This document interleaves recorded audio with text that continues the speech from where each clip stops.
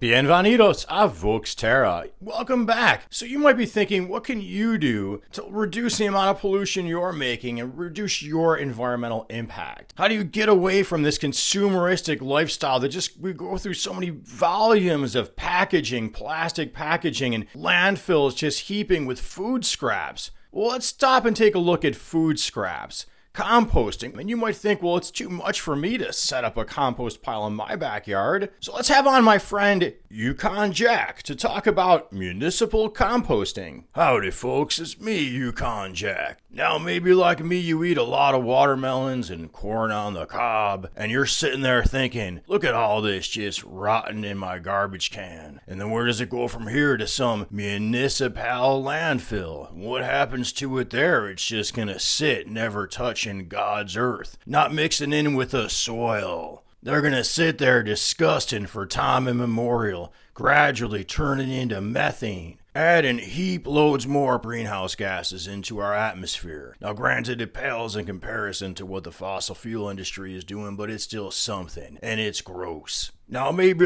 you're like me, and you might seem like a folksy woodsy kind of feller, but you don't want to be bothered with setting up some kind of backyard compost facility where your concerned rats and other vermin are going to come and get to it. Well, that's where I stumbled on the answer to you. It's called municipal compost drop-off. Well, think of it this way. The municipality is your pal, Petey. Well, how does that work? You're going to have to look up your township, village, city, and see, do they have a municipal food scrap drop-off program for composting? They very may well. You gotta check what can go in there. They might take things like vegetable scraps and fruits and nuts and shells, even eggshells, coffee grounds, and the like.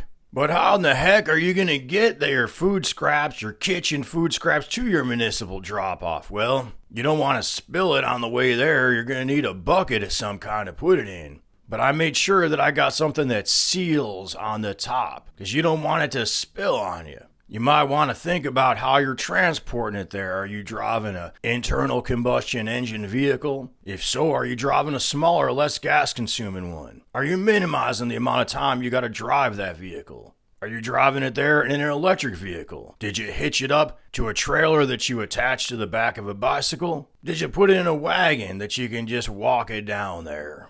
Well, you got options. The point is you're beginning to help set up what we call a sustainable infrastructure, because that's something we are sorely lacking in this country. And remember, if you got local politicians, you want to ask them, are they supporting municipal compost? Are they supporting other transitions to cleaner energy? What are your local politicians doing about our here earth?